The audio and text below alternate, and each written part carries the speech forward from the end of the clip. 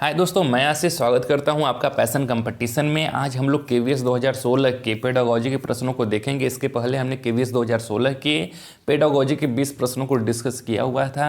जिन्होंने न देखा हो, हमने डिस्क्रिप्शन में लिंक दे दिया है, वहां से जाकर देख सकते हैं।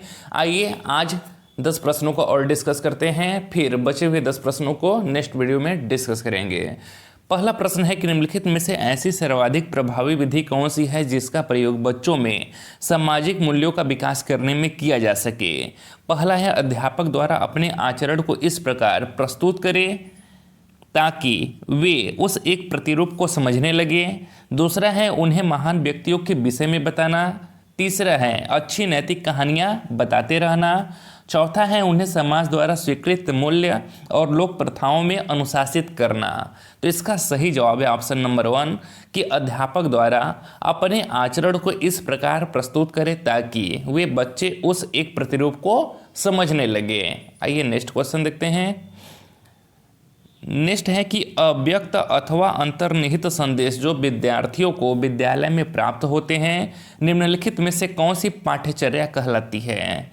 पहला है प्रच्छन्न या गुप्त पाठ्यचर्या, इसे हिडन करिकुलम भी कहते हैं। दूसरा है समेकित पाठ्यचर्या, इसे इंटीग्रेटेड करिकुलम कहते हैं। और तीसरा है कुंडलित पाठ्यचर्या, इसे इंग्लिश में स्पाइरल करिकुलम कहते हैं। और चौथा है सुनिश्चित पाठ्यचर्या, जिसे एक्सप्लिसिट करिकुलम कहा जाता है। तो इसका सही जवाब है ऑप्शन नंबर 1 प्रच्छन्न या गुप्त पाठ्यचर्या।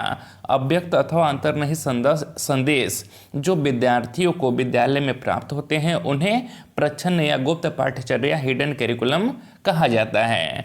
आइए नेक्स्ट क्वेश्चन देखते हैं। नेक्स्ट है कि प्रारंभिक विद्यालय स्तर पर खेल कूद बच्चों की इस प्रकार सहायता करते हैं कि पहला, वह किसी भी अवस्था में सफलता सुनिश्चित कर सके। दूसरा है कि वह सभी प्रकार की क्रीड़ाओं के मूल सिद्धांत सीख पाएँ। तीसरा है, बच्चे सहयोग की भावना, न्यायपरकता तथा समझौता करना सीख जाएं, सिखाएं नहीं, यहाँ पर सीख जाए रहेगा। और डी है कि वह अधिक स्पर्धात्मक बने और अपने कार्यों में सटीकता लाएं। तो इसका सही जवाब है ऑप्शन नंबर 3 कि बच्चे सहयोग की भावना, न्यायपरकता तथा समझौता करना सीख जाएं। क्या होगा? सीख जाएं। ठीक है दोस्तों, यही इसका करेक्ट जवाब होगा। आइए नेक्स्ट क्वेश्चन देखते हैं।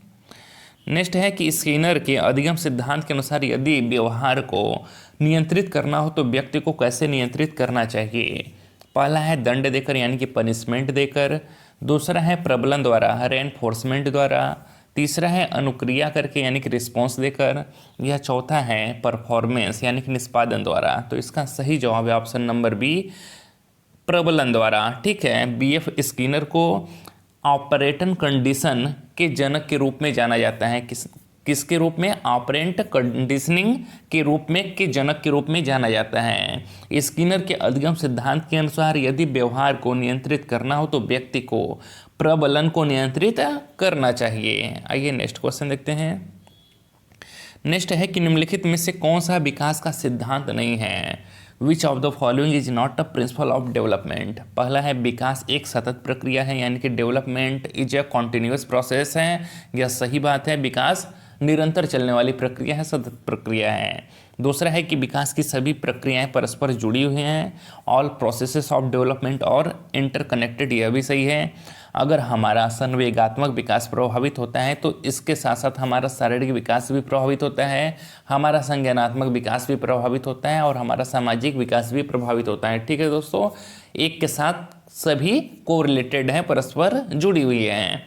तीसरा है सभी बच्चे की विकास की दर एक समान नहीं होती है। तो यह भी सही है। ऐसा तो है नहीं कि सभी बच्चे एक ही रूप से समान रूप से विकसित होते हैं। एक बच्चा पढ़ने में तेज है तो सभी के सभी बच्चे पढ़ने में तेज हैं, ऐसा तो नहीं है। चौथा है कि विकास सदैव रैखिक होता है। जी नहीं, यही गलत है। विकास एक दिशा में नहीं होता बल्कि यह मल्टी डायमेंशनल होता है, बहुदिशीय होता है। यही इसका सही जवाब होगा, क्योंकि हमें यही ढूंढना था कि विकास का सिद्धांत कौन सा नहीं है, तो यही नहीं है। आइए नेक्स्ट क्वेश्चन देखते हैं। नेक्स्ट है कि निम्नलिखित में से किस शिक्षाविद ने भारत में बच्चों की शिक्षा में मॉन्टेसरी शिक्षा विधियों के प्रचलन में एक महत्वपूर्ण भूमिका निभाई। पहला है गेजू भाई बदिका, दूसरा एनी बेसेंट, तीसरा रोहित धनखड़, चौथा है सावित्रीबाई फुले। तो किसने निभाया था? वह निभाया था गिजुभाई भदेका ने। गिजुभाई भदेका शिक्षावादी ने भारत में बच्चों की शिक्षा में मॉन्टेसरी शिक्षा विधियों के प्रचलन में एक महत्वपूर्ण भूमिका निभाई थी। ठीक है दोस्तों, आइए नेक्स्ट क्वेश्चन देखते हैं। नेक्स्ट है कि उद्देश्य। इस इकाई के पूर्ण होने पर शिक्षार्थी कहानी की मुख्य घटनाओं को व्याकरण शुद्ध रूप में संक्षिप्त कर सकेंगे। पहला ज्ञान का प्रयोग, दूसरा संश्लेषण, तीसरा मूल्यांकन या फिर चौथा समझ। तो इसका सही जवाब है ऑप्शन नंबर 4 समझ, अंडरस्टैंडिंग। एक अमूर्त या भौतिक वस्तु से संबंधित एक मनोवैज्ञानिक प्रक्रिया है जिसमें विद्यार्थियों में नियमों को पहचानने, समझने तथा उन्हें प्रयोग करने की क्षमता विकसित हो जाती है। ठीक है दोस्तों, आइए नेक्स्ट क्वेश्चन देखते हैं। यह नेक्स्ट क्वेश्चन है कि निम्नलिखित में से कौन सी संस्था व्यक्तियों को दी जाने वाली सेवाओं का विनियमन तथा मॉनिटरिंग करती है? पहला है भारतीय पुनर्वास परिषद, दूसरा है राष्ट्रीय पुस्तक ट्रस्ट, तीसरा है लोक सहयोग और बाल विकास का राष्ट्रीय संस्थान और चौथा है सामाजिक सुरक्षा राष्ट्रीय संस्थान। इसका सही जवाब है ऑप्शन नंबर 1 भारतीय पुनर्वास परिषद। भारतीय पुनर्वास परिषद को 1986 में एक पंजीकृत समाज के रूप में स्थापित किया गया था। इस संस्था का मूल उद्देश्य विकलांग लोगों के पुनर्वास की प्रशिक्षण नीतियों और कार्यक्रमों का विनियमन करना है। ठीक है दोस्तों, आइए नेक्स्ट क्वेश्चन देखते हैं। नेक्स्ट है कि एक बच्चे में अविनाशिता, जिसे संरक्षण कहते हैं, कि योग्यता का विकास हो चुका है और वह वस्तुओं को सबसे छोटी से बड़ी की ओर तथा सबसे बड़ी से सबसे छोटी की ओर सजा सकता है। वह बच्चा उन सभी समस्याओं पर संक्रियाएं कर सकता है जो अमूर्त नहीं है। बताइए यह बच्चा पियाजे द्वारा प्रतिपादित संज्ञानात्मक विकास सिद्धांत किस अवस्था पर है? पूर्व संक्रियात्मक अवस्था, जिसे इंग्लिश में प्री ऑपरेशनल स्टेज कहते हैं। बी है स्थूल संक्रियात्मक अवस्था, जिसे इंग्लिश में कॉन्क्रीट ऑपरेशनल स्टेज कहते हैं या फिर मूर्त संक्रियात्मक अवस्था भी कहते हैं। सी है आकारिक संक्रियात्मक अवस्था, जिसे फॉर्मल ऑपरेशनल स्टेज कहते हैं। और डी है संवेदी चालक अवस्था, जिसे सेंसरी मोटर स्टेज कहते हैं। तो यहाँ पर कह रहा है कि वस्तुओं को छोटे से बड़े और बड़े से छोटे के क्रम में सजा सकता है, यानी कि उसे आरोही और अवरोही क्रम का ज्ञान है। ठीक है, तो वह किस अवस्था पे है? तो वह स्थूल संक्रियात्मक अवस्था में है, कॉन्क्रीट ऑपरेशनल स्टेज में है।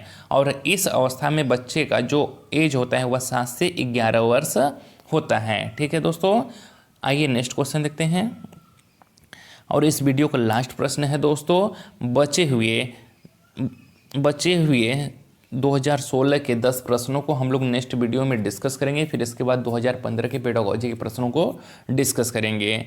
इस चैनल पर आपको पेडागोजी के जितने भी केवीएस के पेपर अब तक हुए हैं सभी के प्रीवियस ईयर पेपर को करवाया जाएगा पेडागोजी हिंदी के।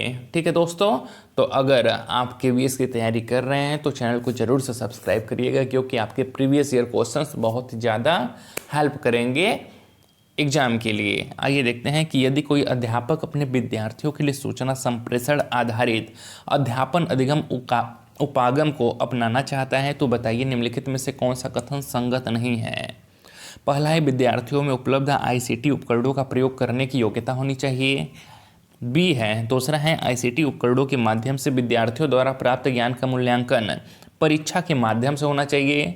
तीसरा है संस्थान में इंटरनेट कनेक्शन होना चाहिए ताकि विद्यार्थी छानबीन कर सके। चौथा है विषय वस्तु और प्रौद्योगिकी में अनुकूलता या संगतता होना चाहिए। तो इसका सही जवाब है ऑप्शन नंबर 2 कि आईसीटी उपकरणों के माध्यम से विद्यार्थियों द्वारा प्राप्त ज्ञान का मूल्यांकन परीक्षा के माध्यम से होना चाहिए, यही संगत तर्क नहीं है। ठीक है दोस्तों, अगर वीडियो अच्छा लगा हो तो वीडियो को लाइक और चैनल को सब्सक्राइब करिएगा।